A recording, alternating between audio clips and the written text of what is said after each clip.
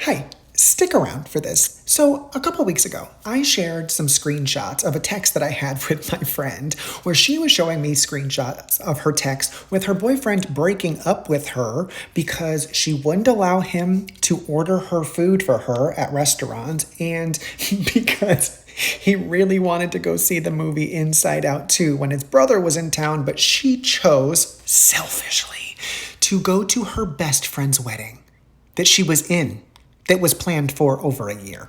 I would like to show you a comment that I just got on that post.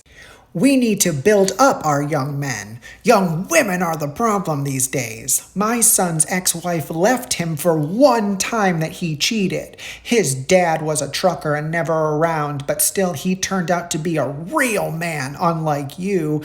You and your friend aren't funny, you just aren't loyal.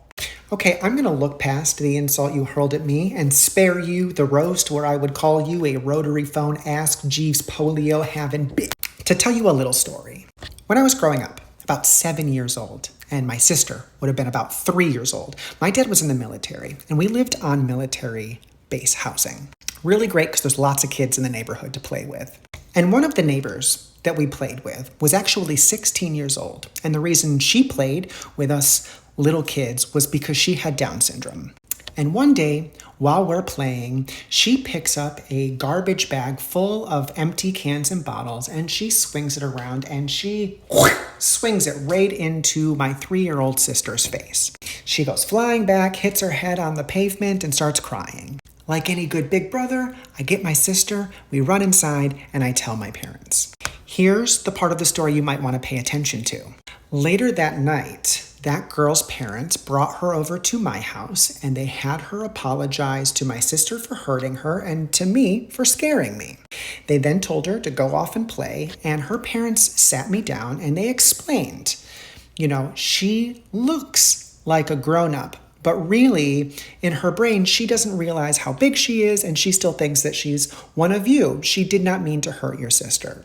However, just because we can understand that she didn't mean it or that she has a hard time understanding, that doesn't mean that your sister deserves to be hurt or you deserve to be scared. And we still have to teach her that that's inappropriate behavior and dangerous.